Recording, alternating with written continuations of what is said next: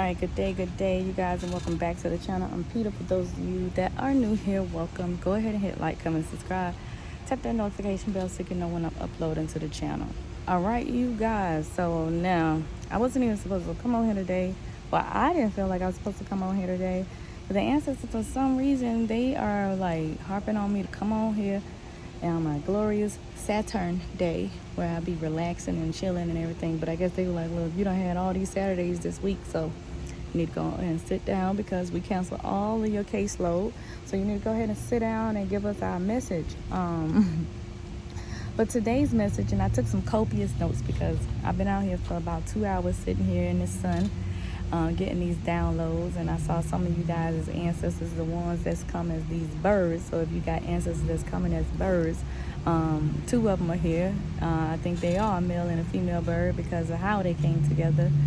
They probably getting ready to mate, actually, because some birds are monogamous, and they have relationships where they come and they mate like once a year. All right, but before I jump right into the message, initially I started the message already and did my introduction, and then they was like, yo, you need to go ahead and look up these flowers that's on this tree that I have. So I have this like tree in my backyard. It's not really like I wish I could flip the camera around, but I can't. But it's just I just turned the camera just so you guys can see. I hope you guys can see it. It's like the one with the purple flowers on it. So it's a tree. It had beans on it. Like, since we moved in this house, it had beans on it, and I'm like, yo, what are these beans? And so I saw people eat these beans, but I'm like, I'm not eating those beans because I never heard of those beans before. But this tree has finally bloomed, and it bloomed purple, and it smells so amazing. It smells so good. I'm like, oh my goodness. We was walking through here and it smelled like grapes. Okay, so it smelled like grapes. I walked through here and I looked up this tree, and this tree is a message saying that, hey, there's hope, there's light inside of the darkness, and there's hope when you feel like there is none. And so there was a big winter freeze that came through, and it kind of like killed all of the crops. It killed all of the trees. But now everything is just like vibing and vibrating back at its normal thing. All we had to do was like really just cut off all of the old dead leaves, and now all of the new leaves and all of the new buds are flourishing, and so everything is turning back green.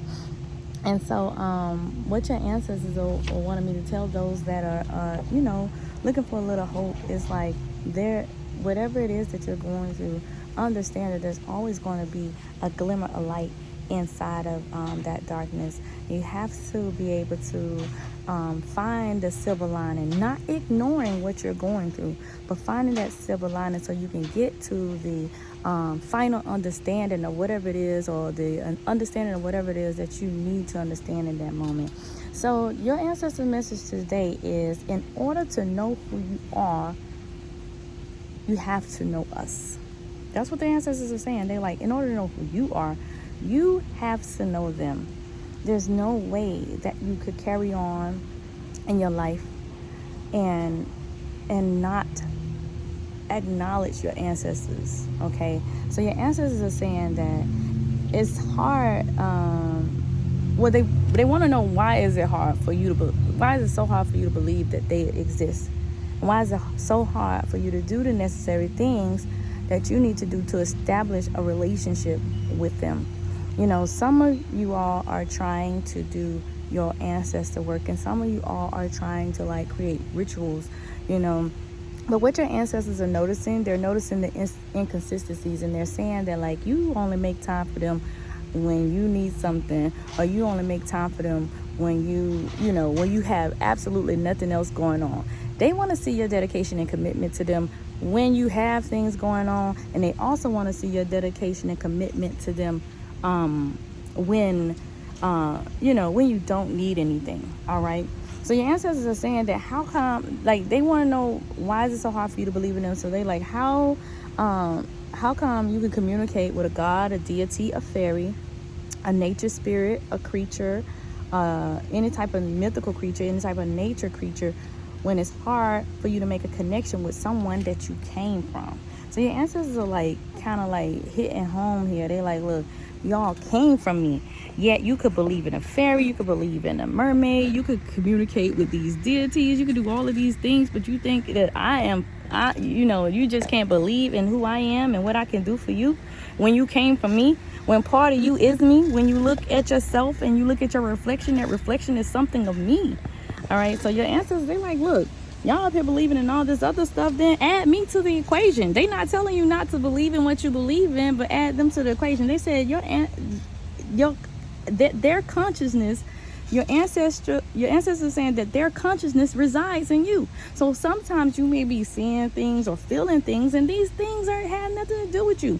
This is some stuff that has been passed down from them. This is some stuff that you may be experiencing because one of these ancestors are here and present, and because you are not a medium or whatever these self-proclaimed titles may be, you thinking it's you, but it's not you. It might just be them. It might just be them saying, hey, pay attention to this, because whatever is stirring up this feeling in you, this is something that I have dealt with for a very long time, and I need your assistance in helping me and assisting me in order to release it.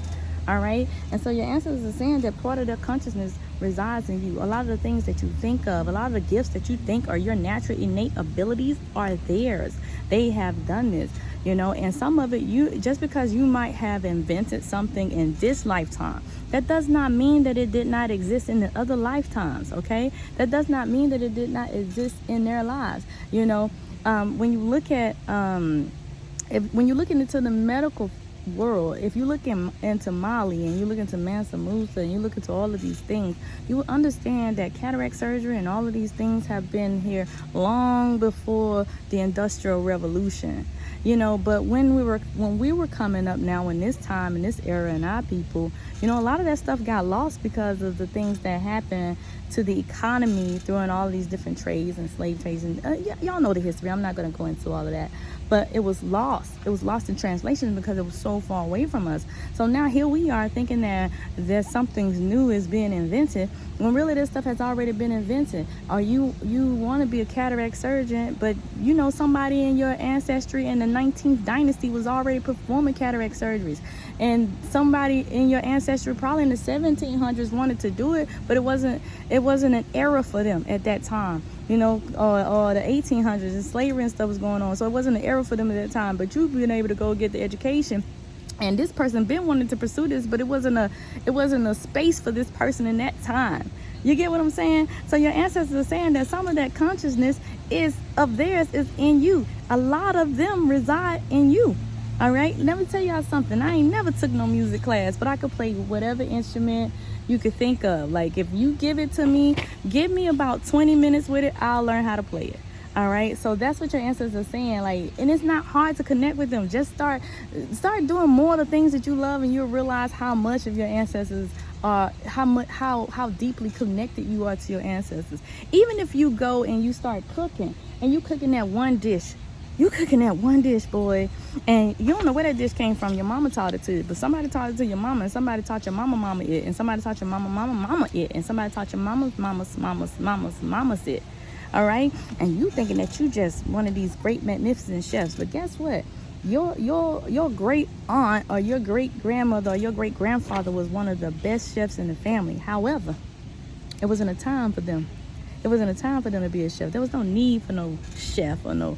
And I'm using chef because that's the first thing that came to my mind. But there was no need for no chef back then. All right. And the chefs that some had, it was just, and did your service to all these other things. But there was no need for that chef back then when this ancestor came about. But this ancestor recipe's been moving through everybody's spirit throughout generations, and you don't even know why. You don't even know why everybody in your family could cook, but why you the best cook out of everybody in your family. Because let me tell you something, now they can really thrive in this era. All right, now they can really thrive in this area, so they're giving you all the goodness. All right, and so that's why your gifts may be even more profound. All right, and it's saying that you need to be familiar with their energies, and you need to be familiar with their imperfections, their traumas, and any and everything in order to know who you are. Because if you are unfamiliar with their traumas and their imperfections, and you're carrying around this hate for them, and you carry around this resentment for them, it's going to be very difficult for you to know who you are. Because a lot of that stuff that you're carrying around, that's not your burden to carry. That probably don't even got nothing to do with you in this space and time. That might be something that happened to your mama, but you mad at your granddaddy for something that happened to your mama. That may be something that happened to your daddy, but you mad at your grandma for something that she did to your daddy. And that ain't got nothing to do with you, and you wasn't there, and you don't have any, true understanding of that situation. You're just making your interpretation off that because you love the person that told you the story.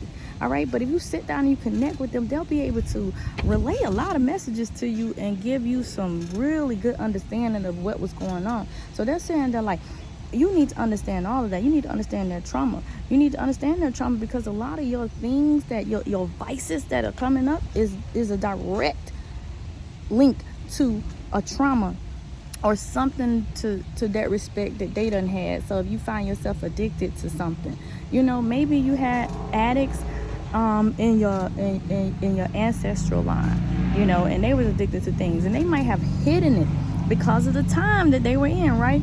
And then all of a sudden you go and do something, anything, it doesn't matter what it is, and now you hooked on it, and you don't know how you got hooked on it, and so that's something that has never been rectified or never been healed, they say, in your ancestry line, and now biologically it has transferred down to you. So you have to be mindful and understand and be familiar with their traumas, their imperfections.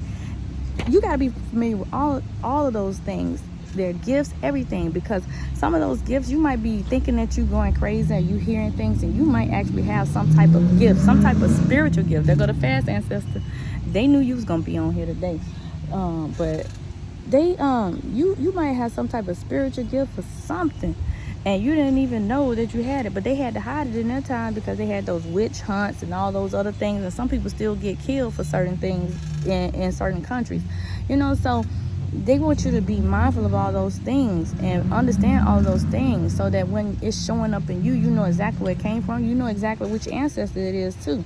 Don't exclude your ancestors, because they all contribute to you. So what they saying when they saying don't exclude your ancestors, a lot of times because you're black or because you're Asian or because you're white, you might not want to include your black ancestors because you're closely connected to your white ancestors. Listen, you need to know all of your ancestors. So if you already done did a genealogy or 23andMe or Ancestry.com, guess what?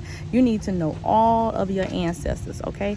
And knowing all of your ancestors and knowing everything you need to know about your ancestors, that type of stuff is going to assist you, and it's going to help you be able to resonate with those energies. All right, it's going to be able to help you resonate with those energies. You're going to be able to understand a lot of those things that are happening within your life. Okay, you're going to understand a lot of those things that are happening within your life because it came from your direct ancestors. All right, somebody interrupted my video, y'all. Fast ancestors like, look, just in case you didn't get me in there, but just in case when you did your edit, you gotta let mine know that I was here. See, that's what I'm talking about. But what they saying is, some may not want to have a general understanding of their white ancestors because of what happened to their black ancestors because of it. They're not saying that you have to go and do all these things and just try to appropriate with the culture, but it's having an understanding of it. So when things show up in you, you understand which line it came from. Maybe with your Asian ancestors. So when things show up in you, you understand where it came from. So even for those of you that are Asian and have black ancestors, y'all need to understand black history so that y'all know where it came from. And I ain't talking about that textbook black history, because that ain't real history, y'all. I'm talking about that deep stuff that you got to go on thriftbooks.com to get, all right? I'm talking about that stuff that you can only get from a Sangoma, traditional African healer like myself, or like the traditional indigenous healers, right? So that's where you're going to get the essence of that stuff from, all right? But your ancestors are saying like, You got to know all of us in order to know yourself. Yeah, and they ain't saying like you got to know the in-depthness of all of them, because if you only got 0.9%, you just need to understand that cultural context behind them. What type of people were they? Where do they derive from? What's this? What's that? What's this? What type of food did they eat? Why? Because that might even explain some of your weird cravings, like nobody in your family eat it, but you eat it. Weird cravings, right? So that can explain a lot of things about you and your line, about you and who you are. Your ancestors are also saying that when you look in the mirror, who you think you looking at? Who do you think you looking at? You looking right at them. All right? You might not look like your mama or daddy, but you might look like your grandpa. You might not look like your sisters and brothers, but you may look like your auntie. All right? I don't look like nobody but my baby brother and in my family. And me and my baby brother look like my cousin, who is my grandmother's sister's daughter.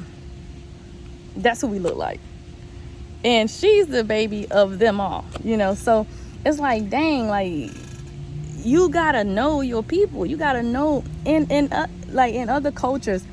And that is why they used to marry in the cultures, because genes and everything, like every tradition, every culture believes that genes and DNA and addictions and education and all of these things matter when it comes to creating another being, right? And so you have some of those people in other countries and other cultures, they have like contract marriages and things like that, but they're not marrying because of love that's there. They're marrying because of, look at these physical attributes.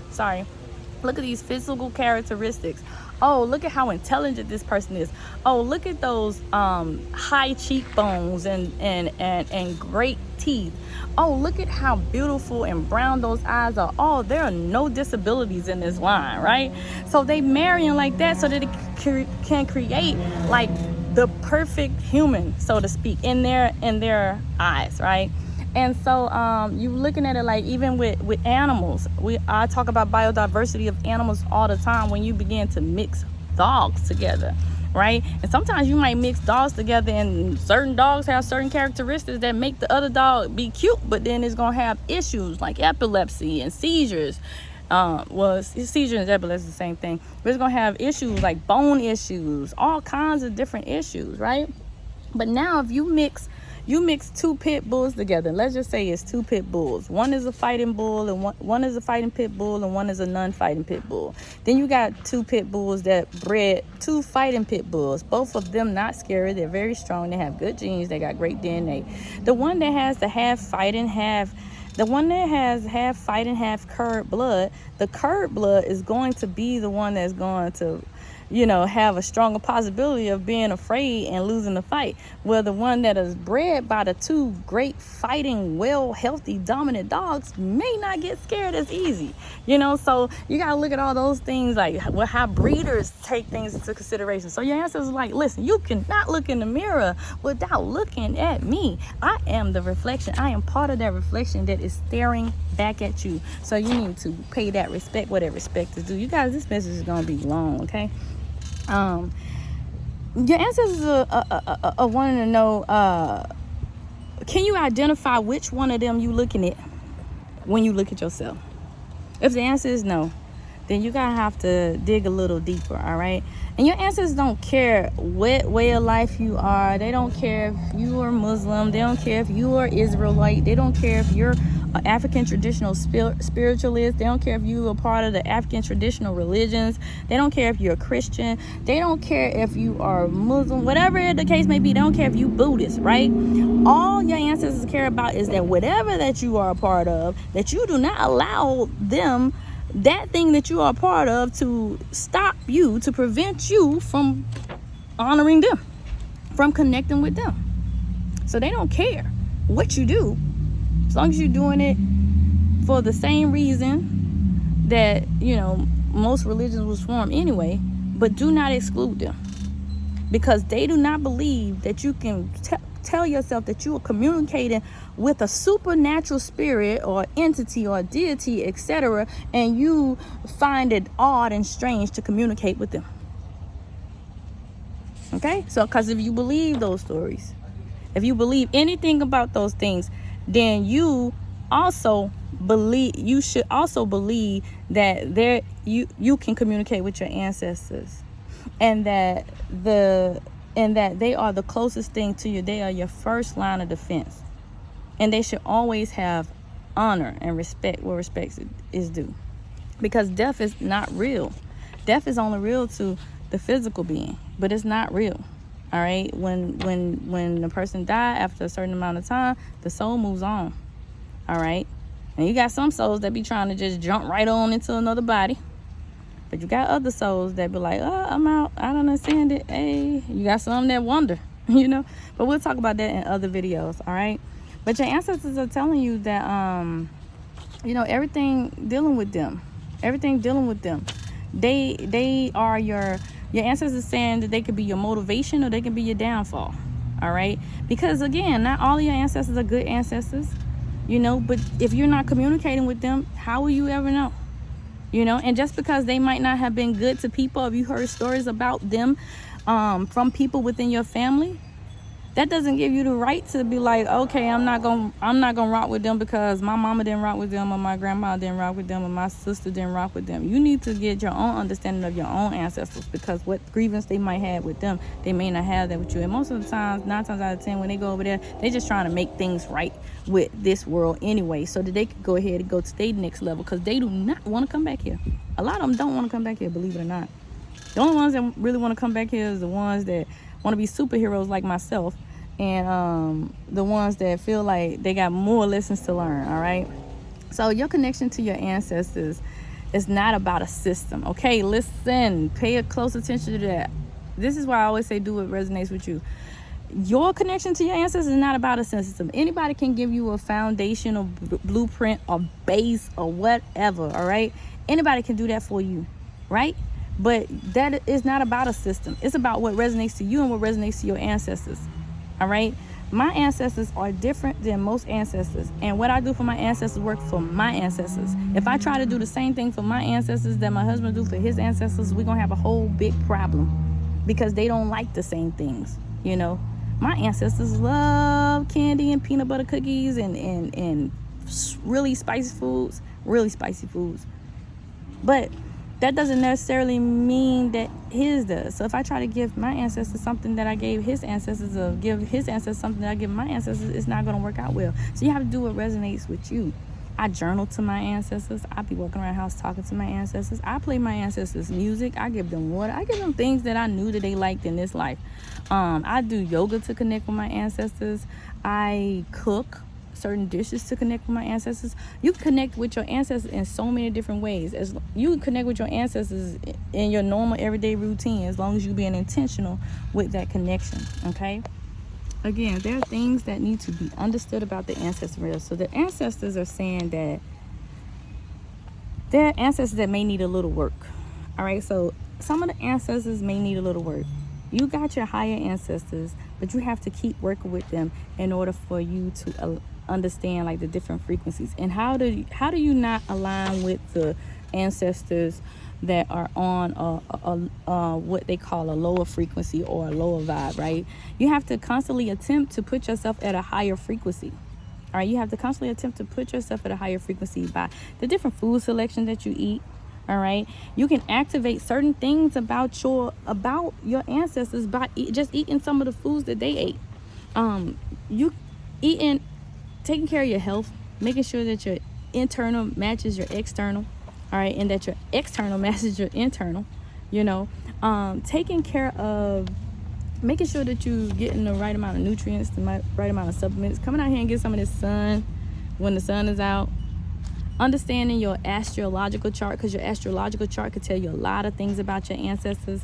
And the more that you know about your ancestors, the more that you know, the higher your frequency are, the easier it'll be for you to connect with your ancestors of that higher frequency. All right, so just making sure that you're attempting to keep your vibe, your frequency high at all times. All right, and aligning with that universal frequency, you come outside for like 10, 15, 20 minutes and sit on the ground, have your feet connected to the ground, barefoot, so that you can absorb all of that energy into you, like absorb all of that frequency and get in alignment with the natural state of the universe. All right. That's what a lot of animals do too. A lot of animals, they come out here, like not out here, but when they go outside, they got a tummy ache, they go and find the piece of green that's gonna heal their stomach. Like, it's all kinds of crazy. You know, when they just want to relax, they just be sitting there looking, you know, because they in alignment with the universe and they're watching things happen, you know. And that's all that your ancestors want you to do. They want you to observe and watch things happen. Okay. You don't have to be spiritual or have a spiritual title, self-made titles, by the way, worldly titles, by the way, or gift. All right. You don't have to have a gift, what they call a spiritual gift, or have a spiritual practice in order to connect with your ancestors. You don't need a dime to connect with your ancestors. You can go get your plant and call it whatever ancestor you want. All right. But your ancestors also don't want you to get hell bent on not connecting with ancestors that you didn't know in this life, because your ancient ancestors are some of the most powerful ancestors. I told y'all this message was gonna be long. Y'all might have to pause this and come back to this. Let's see. But again, eating the foods that they ate, you know, that's going to keep you connected with them. Dancing to their music, that's going to keep you connected with them. Listening to their music will keep you connected with them. Talking to them will keep you connected with them. Journaling will keep you connected with them. Making dish that you knew that they made will keep you connected with them. And again, don't get hell bent on ancestors that you can't reach, that you knew. Because guess what? It might be a reason that you can't reach them. All right? Because you might have thought that they was just great, but they might not be great. All right? Or they might not be in a great space, or might not be in a space in which you should be connecting to them at this time. Or you might not be so great, or you might not be at a frequency of where you can connect them at this time, because they might have just been your old beautiful little auntie or your favorite uncle. And guess what? They some ascended master somewhere. And so your frequency ain't even got up there enough till you can connect with them. You haven't connected to your higher self enough to connect with that part of your DNA. All right, to connect with that part of your consciousness. Once you raise that up, you'll be able to connect with that part of your consciousness. But yeah, there's always a reason if you can't reach them or they can't reach you. All right. They also might not be in a position energetically to reach you, and you might not be in a position energetically to reach them, as mentioned before. And death is only real in this reality. All right, death is only real in this reality. It's only real within the body. Once the body is gone, death is no longer real. The life is everlasting. The soul is everlasting. So the soul continues to live on. All right. And so the only time that time matters is the only time that time matters to us is when we're in this physical body. Time doesn't matter to your soul. All right, so time does not matter to your soul. As long as the body is not present, time isn't present. So your soul time is pretty much on cosmic time, and cosmic time don't exist because it's infinite. You know, that's why they got like these light years. They were like, oh yeah, take this million light years in order to get here. That's why, because it's infinite. It's unfathomable. Like you won't even be able to consciously construct the concept of time in your mind. All right. Time does not exist in the ancestor realm. Time does not exist in the cosmos. Listen, you guys, your ancestors are in the cosmos. So every time you look up at the sky and you're looking out into the galaxies, you're looking out into the realm in which your ancestors are housed. All right. I know that is even harder to fathom, but the ancestors move on a different beat than we all move on. They move on a cosmic beat that our conscious minds cannot comprehend. All right, it can't comprehend it. It can try, but I'm not even sure if our conscious mind will be able to reach the level of understanding in this lifetime. All right, so your ancestors are just pretty much saying, like, you'll be able to connect with them on so many levels. Don't be out here trying to break your bank, buying these I'm gonna connect with my ancestor quick kits. Don't be out doing all that, because you connect with your ancestors quick by the foods, the dances, the musics, the meditations, the yogas, the all of those things, and that stuff is free.